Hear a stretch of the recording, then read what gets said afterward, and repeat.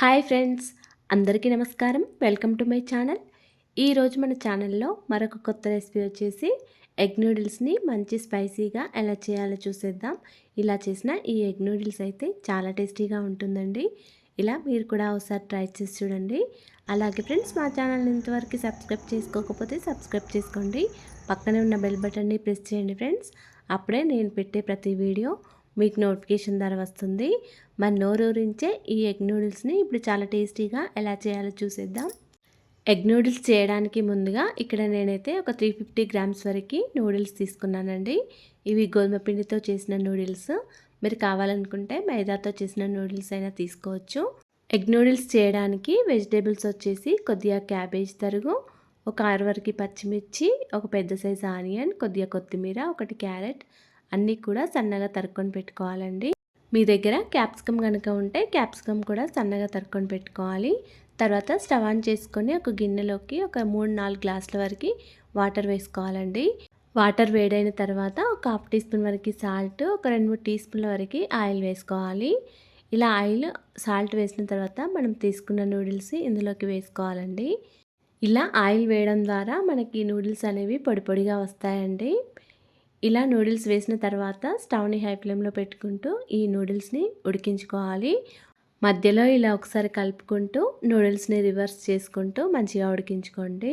ఈ నూడిల్స్ ఉడకడానికి దాదాపు ఒక 3-4 మినిట్స్ పడుతుందండి. ఇలా నూడిల్స్ మనకి ఒకటి తీసుకొని చేతితో విరిగి చూస్తే ఒక 80% వరకు ఉడికించుకోవాలి. తర్వాత స్టవ్ ఆఫ్ చేసుకోండి. ఇప్పుడు ఒక గిన్నె పైన ఒక స్ట్రైనర్ పెట్టుకొని మనం ఉడికించుకున్న నూడిల్స్ని ఈ స్ట్రైనర్లో వేసుకోండి. వాటర్ మొత్తం గిన్నెలో పడిపోతాయి.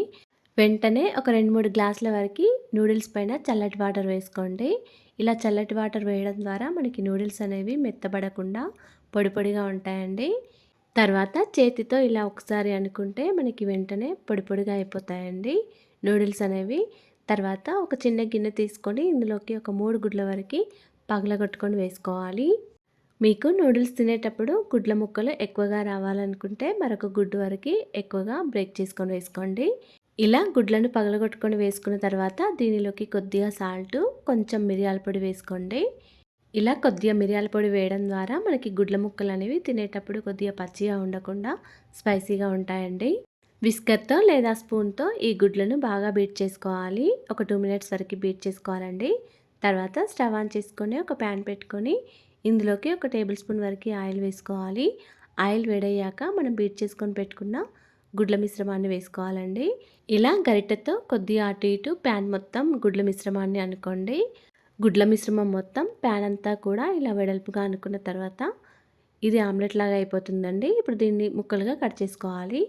ఇలా గరిటెతో చిన్న చిన్న ముక్కలుగా చేసుకోవాలి. ఈ గుడ్డు ముక్కలను ఇలా ఫ్రై చేసుకోవాలండి. ఇలా కొద్దిగా ఫ్రై చేసుకొని ఒక గిన్నెలోకి తీసుకొని పక్కకు పెట్టుకోవాలి. తర్వాత మళ్ళీ అదే కడాయిలో మరొక టేబుల్ స్పూన్ వరకు ఆయిల్ వేసుకొని ఆయిల్ కొద్దిగా వేడైన తర్వాత మనం కట్ చేసుకొని పెట్టుకున్న పచ్చిమిర్చి, ఆనియన్స్, క్యాబేజీ, క్యారెట్ కూడా వేసుకోవాలండి. ఇలా అన్నీ వేసిన తర్వాత ఒకసారి కలుపుకుంటూ కొద్దిసేపు ఫ్రై చేసుకోవాలండి. తర్వాత దీనిలోకి కొద్దిగా కొత్తిమీర కూడా వేసి మళ్ళీ ఒకసారి కలుపుకోవాలి. క్యారెట్, క్యాబేజీని ఎక్కువగా కూడా ఫ్రై చేసుకోకూడదండి. ఇలా కొద్దిగా ఫ్రై చేసుకుంటే సరిపోతుంది. ఇప్పుడు దీనిలోకి ఒక టీ స్పూన్ వరకు అల్లం వెల్లుల్లి పేస్ట్, ఒక పావు టీ స్పూన్ వరకు మిరియాల పొడి, ఒక టీ స్పూన్ వరకు కారం, ఒక పావు టీ స్పూన్ వరకు గరం మసాలా వేసుకోండి. ఇలా అన్నీ వేసిన తర్వాత మొత్తం అంతా కూడా ఒకసారి బాగా కలుపుకోవాలి. కొద్దిగా అల్లం పచ్చివాసన పోయే వరకు ఆయిల్లో కొద్దిగా ఫ్రై చేసుకోండి. ఇలా కలుపుకున్న తర్వాత దీనిలోకి రుచికి సరిపడా సాల్ట్ని కూడా వేసుకొని ఒకసారి కలుపుకోండి.